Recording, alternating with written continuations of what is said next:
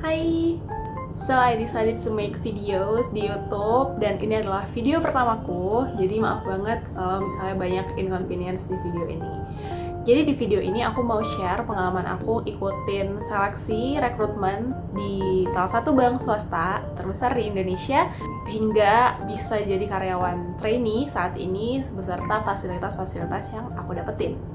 Salah satu alasan kenapa akhirnya aku bikin video ini karena bank tempat aku bekerja saat ini lagi banyak banget buka vacancy dan aku terima banyak pertanyaan dari teman-teman tentang alur seleksinya, tentang fasilitas-fasilitasnya dan sebagainya.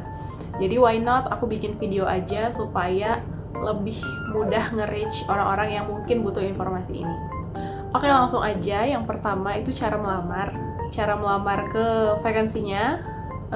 Sebenarnya banyak ya platform-platform job site gitu yang kasih informasi vacancy, misalnya LinkedIn, Kaliber, atau website si perusahaannya langsung. Kalau aku kemarin apply langsung di Kaliber untuk program MDP atau Management Development Program. Tahap-tahap seleksi yang aku lalui, yang pertama itu apply online ya, apply online di job site tadi. Kalau aku di Kaliber, menurut aku yang perlu disiapin di sini adalah update profile kalian di job site tersebut. Jadi menurut aku profile ini sangat perlu diisi dengan baik, mulai dari data diri, pendidikan, pengalaman, dan sebagainya. Karena menurut aku tahap awal perusahaan nge-screening itu ya dari profile di job site itu dan dari CV yang kalian upload di job site itu. Tahap kedua setelah lolos administrasi adalah kalian diarahkan untuk mengikuti online assessment atau tes seleksi secara online. Tes yang digunakan di sini adalah tes SHL. Kalian mungkin bisa googling untuk lihat bentukan soal SHL itu kayak gimana. Setelah lolos dari online assessment, maka seharusnya dilanjutkan ke psikotes. Nah, psikotes ini dilangsungkan secara offline langsung di tempat seleksi si bank ini. Nah, tapi karena kemarin kondisinya awal-awal corona waktu aku apply dan aku sedang di Sumatera, sementara psikotesnya harus di Jakarta. Waktu awal-awal corona kan riuh banget ya, kalau mau terbang harus banyak tes-tes sebagainya, jadi kayak belum prepare. Jadi aku nego ke perusahaan, boleh nggak kalau aku ikutin tahap selanjutnya dulu, yaitu wawancara. Lalu kalau lolos wawancara, baru aku ikut psikotes supaya bisa punya lebih banyak waktu untuk prepare administrasi untuk terbang ke Jakarta. Dan ternyata dibolehin sama mereka. Jadilah aku setelah online assessment, aku langsung wawancara. Nah, di wawancara ini yang ditanyain itu seputar pengalaman kuliah, pilihan-pilihan selama kuliah, misalnya kenapa ikut organisasi ini, kenapa ikut kegiatan ini, dan kenapa akhirnya pilih untuk apply di perbankan, sementara jurusan aku sama sekali nggak relate ke perbankan. Kurang lebih pertanyaannya kayak gitu, dan interviewnya berjalan pakai bahasa Indonesia. Kalau aku kemarin kurang lebih 45 menit. Oh iya, di interview ini juga ditanyain apakah bersedia ditempatkan di role atau di bidang lain, dan apakah bersedia ditempatkan di mana saja di Indonesia. Dan menurut aku ya kalau dikasih pertanyaan kayak gini ya udah jawab aja sesuai preferensi kalian masing-masing. Nah, setelah lolos interview, aku dapat email untuk melanjutkan tahapan seleksi ke tahap selanjutnya. Dan saat aku cek di Kaliber, aku ngeliat ternyata lamaran aku di posisi MDP udah di-close dan dialihkan ke program lain, yaitu PRO. Jadinya dari itu aku tahu kalau aku ngelanjutin seleksi ini bukan di program MDP lagi, tapi di program PRO. Nah, tahap selanjutnya itu adalah MCU atau Medical Check-up, dan waktu itu rapid antigen ya. Yang dicek di MCU ini ada darah, urin, fisik tuh kayak mata, refleks, dan lain sebagainya yang biasa dicek di MCU.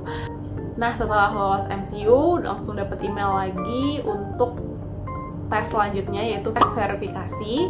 Tes verifikasi ini dilakukan secara offline langsung di cabang bank terdekat dengan posisi kalian sekarang.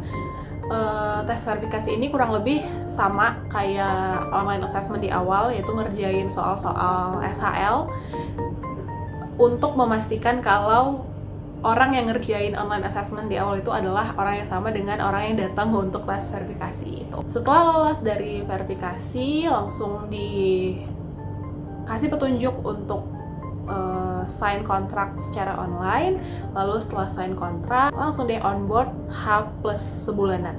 Dan sebenarnya aku bingung kenapa psikotes yang lalunya aku skip itu nggak dibahas lagi, tapi ya udah karena udah lulus jadi ya sudah. Setelah lolos, statusnya masih sebagai trainee selama 1 tahun. Jadi ikutin pelatihan dulu, ikutin OJT dulu, baru nanti kalau dinilai layak bisa diangkat sebagai karyawan tetap. Nah, di awal-awal jadi trainee itu 3 bulan pertama akan dilakukan in-class training. Ini tuh in-class training itu kurang lebih kayak kuliah. Jadi dikasih ilmu-ilmu dasar tentang perbankan supaya waktu bekerja udah nggak buta-buta banget. Setelah in-class training, ini full online ya. Setelah in-class training, lanjut tahap OJT atau on-job training, langsung di cabang penempatan. Jadi isinya on-job training ini kayak ngapain gitu ya. On-job training itu kurang lebih ya dikasih gambaran kerjaan nanti kalau udah jadi karyawan tetap tuh gimana. Mulai dikenalin tools-tools, mulai dikenalin job desk, dan sebagainya. Selama jadi trainee banyak banget fasilitas yang aku dapat. Yang pertama, yang utama itu adalah uang saku atau gaji yang menurut aku besarnya lumayan gede untuk fresh graduate dan untuk load kerja yang nggak terlalu berat banget. Yang kedua, BPJS Kesehatan dan BPJS Ketenagakerjaan. Yang ketiga, itu ada asuransi kesehatan lagi dari perusahaan. Yang keempat, dapat tunjangan akhir tahun dan tunjangan hari raya masing-masing sebesar 1 kali gaji. Dan yang kelima, keuntungan lainnya, aku free biaya admin di rekening tabunganku. Jadi ya lumayan lah ya. Oke teman-teman, kayaknya segitu aja dulu sharing-sharing dari aku. Semoga informasi yang ada di video ini bisa bermanfaat buat kalian atau buat teman kalian atau siapapun, dan lebih mudah nge-reach lebih banyak orang yang butuh informasi ini. So, kalau kalian ada pertanyaan seputar video ini atau pertanyaan apapun, boleh komen di video ini di bawah atau DM Instagram aku, miensavero. Ya, gitu aja. Jangan lupa support aku dengan subscribe channel ini dan like video ini. Bye-bye, thank you.